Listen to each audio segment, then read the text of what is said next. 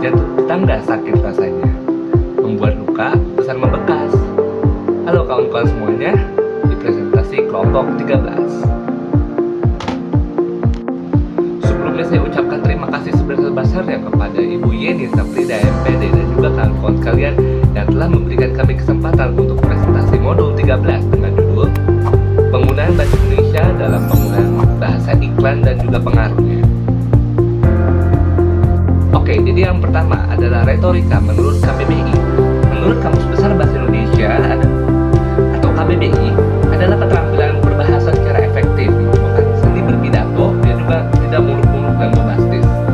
Jadi juga memahami berbagai ilmu untuk mengatur komposisi kata dan juga akan bisa mempengaruhi bagaimana kita mempresentasikan apa yang materi yang kita sampaikan kepada khalayak umum. Jadi ya bisa cara gampangnya lah, retorika itu merupakan sebuah seni atau teknik yang dimana kita untuk menyampaikan informasi kepada khalayak luas, nah biar bisa mengaruhi itu bagaimana untuk mendapatkan informasinya, seperti itu. Lalu yang kedua adalah retorika dalam bahasa iklan. Menurut buku Retorika, Metode Komunikasi Publik karya Zainul Ma'arif, retorika berasal dari bahasa Yunani retorika yang berarti seni berbicara atau menulis secara efektif untuk memengaruhi audiens. Dalam konteks iklan, retorika adalah teknik penggunaan bahasa yang disusun sedemikian rupa agar mampu menarik perhatian, menyentuh emosi, dan memujuk dan menanamkan pesan kepada khalayak.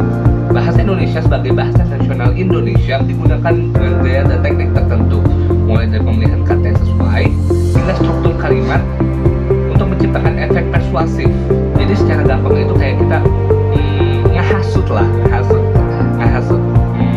konsumen dengan kata-kata dan juga teknik berbicara kita, seperti itu.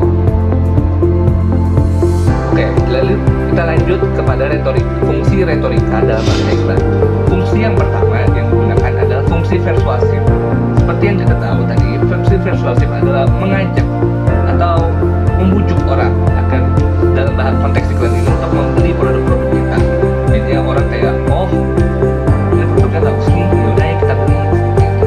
Lalu yang kedua adalah fungsi estetis. Retorika digunakan dalam bahasa iklan ini dikhususkan untuk estetis atau bentuk yang menawan, sehingga konsumen akan lebih percaya dan awareness terhadap produk yang kita iklankan, seperti itu. Lalu yang ketiga adalah fungsi informasional.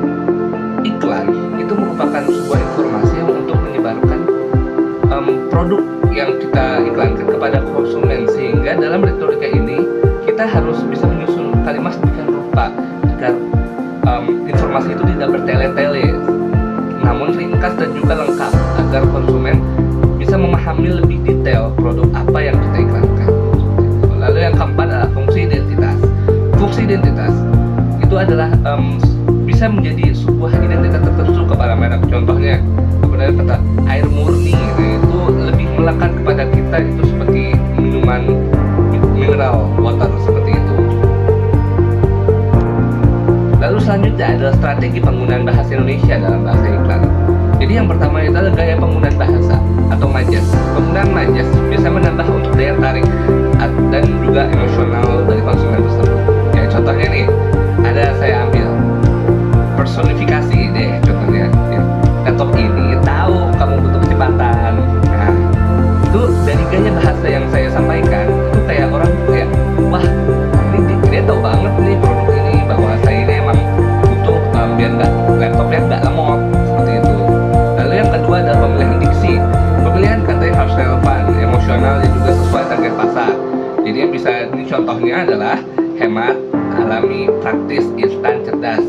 Ada nggak contohnya dalam iklan? Oh, saya punya contoh nih. Minum makanan bergizi. Nah, udah tahu lah itu iklan apa. Nah, itu dari 3 kata itu disusun sedemikian rupa agar itu bisa menjelaskan produk itu tanpa harus menjelaskannya secara panjang lebar, seperti itu. Lalu yang ketiga adalah rama dan irama. Biasanya iklan itu menggunakan jiggle kan ya benar, jiggle atau bunyi-bunyi khas tertentu dari merek tersebut, sehingga kita kayak kalau dengar kayak contoh Indomie seleraku. Nah pasti lo tau lah itu Indomie pasti. Lalu yang keempat adalah pernyataan retoris.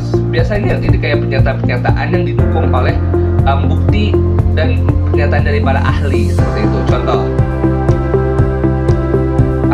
masih pakai yang biasa-biasa aja.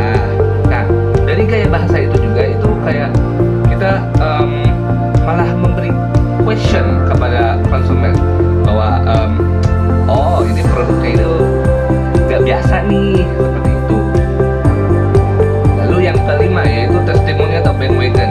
Biasanya ini yang tadi saya jelaskan juga seperti apa namanya sudah diuji klinis dan juga mendapatkan pernyataan dari para ahli itu. Contoh, dipakai oleh 5 juta wanita Indonesia. Nah, seperti itu. Lalu yang kedua adalah menghilangkan 9 dari 10 kuman berbahaya. Nah, pasti tahulah dua slogan tadi dari iklan mana. Lalu yang ke-6 adalah asosiasi emosional. Biasanya ini dipakai untuk produk-produk yang memang family lah, untuk family. Kayak perlengkapan bayi atau tisu seperti itu, sabun. Nah, ya seperti itu. Lalu contohnya adalah karena kebahagiaan anak adalah segalanya. Nah, saatnya kamu bersinar. Ya. Lalu yang terakhir atau yang ketujuh adalah bahasa gaul dan populer. Di era digital sekarang, tahulah sekarang era digital ini dikuasai oleh anak-anak muda kaum Gen Z dan Gen Alpha yang umurnya itu masih di bawah 25 tahun. Sehingga dengan bahasa gaul itu akan bisa menarik perhatian daripada generasi tersebut karena emang untuk sesuai target pasar seperti itu. Contoh, nongkrong makin asik atau lo banget. Lalu kita lanjut kepada hasil analisis. Kami mengambil 2 bentuk analisis, yaitu analisis dari produk teh pucuk harum dan juga produk wadah. Jadi yang bisa dilihat dari gambar yang samping ini, itu ada sebuah gambar, ada tulisannya juga itu, rasa teh terbaik ada di pucuknya. Jadi yang bisa dengan slogan itu tidak hanya merujuk pada pucuk daun tehnya, ada juga simbolis sebagai kualitas terbaik minuman teh di Indonesia. Gaya bahasanya juga simpel dan mudah diingat karena rima dan alur kalimat yang mengalir. Di sisi lain juga, latar kebun teh dan warna hijau membuat iklan ini terasa segar dan alami. Dan trik ini digunakan untuk bertujuan untuk mengaruhi konsumen agar percaya bahwa hanya teh dari bagian pucuk yang rasanya paling enak yang hanya bisa didapatkan di teh pucuk harum. Lalu yang kedua adalah produk wadah. Bisa dilihat dari sebelah sini, hasil analisis kami mengambil slogan Beauty Moves You. Wadah itu bergerak membawa manfaat, menggabungkan bahasa Indonesia dan bahasa Inggris untuk kesan yang modern dan relevan. Kalimat ini juga punya makna bahwa kecantikan bukan soal penampilan, tapi juga tentang tindakan dan dampak positif. Visual 3 perempuan berhijab yang tampil stylish dan percaya diri menunjukkan bahwa wadah mendukung kecantikan yang aktif dan punya nilai. Bahasa yang juga lembut dan penuh makna. Tujuan ini membentuk konsumen agar memakai wadah bukan cuma mempercayai diri, namun juga memberikan manfaat bagi orang lain. Seperti itu. Kita lanjut ke bagian dampak retorika dalam bahasa iklan. Dampaknya adalah pertama, adalah meningkatkan daya ingat. Penggunaan slogan prima dan kata-kata menarik membuat konsumen mudah mengingat brand atau slogan tersebut. Lalu yang kedua adalah membangun citra produk. Bahasa yang konsisten dan kaya bisa membangun citra produk, misalnya dengan penggunaan eksklusif, ramah lingkungan, atau premium. Lalu yang ketiga adalah dampak retorika dalam bahasa iklan. Yang ketiga adalah mendorong perilaku konsumen. Retorika dapat menggerakkan audiens untuk mencoba membeli bahkan menyarankan produk itu kepada orang lain. Lalu yang keempat adalah membentuk budaya konsumsi. Bahasa iklan dapat mengaruhi gaya hidup masyarakat, membentuk tren dan norma konsumsi baru. Kesimpulan dari materi kali ini adalah retorika dalam bahasa iklan Indonesia bukan sekadar seni kata-kata, tapi merupakan strategi komunikasi yang terstruktur untuk persepsi dan perilaku konsumen.